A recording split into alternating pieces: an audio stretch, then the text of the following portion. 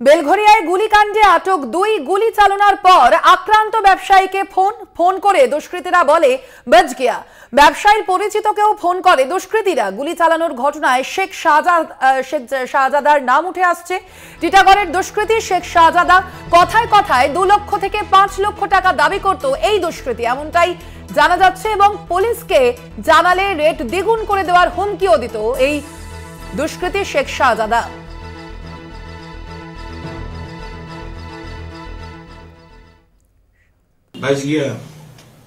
আমাকে ফোন করার পরে আবার তাপস ভগতকেও ফোন করেছিল 4টের সময়।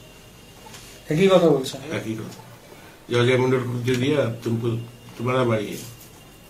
এর আগে কি এরকম ফোন এসেছিল? এই ধরনের আসেনি। এর আগে কি বলে? এর আগে তো ওর সঙ্গে তো আমার কোনো যোগাযোগই নেই। আমাকে ফোন মাঝে মাঝে করতো শাহজাদা। কি বলতো? দাদা কিছু চাই, ছেলে পেলে আছে তো, খরচা আছে।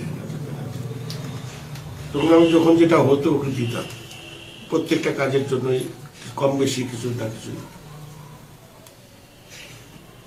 ও যে এটা করাবে বা করবে সেটা তো পরে কি লাস্টে অনেক টাকা দাবি করেছিল?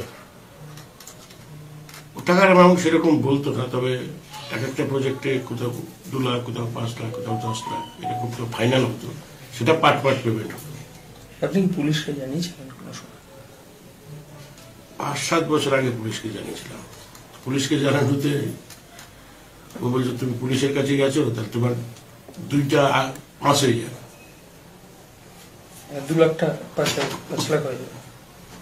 যত না জানাবে 2জন তোমাকে, কারণ আমাকে টিটাগড়ে সবাই দেয়, তুমি একা না। টিটাগড়ে একটা দোকান যদি কেউ কিনতে চায় সেখান থেকে টাকা দেবে। কি নাম যে টাকা চাইছেন? শাহজাদা।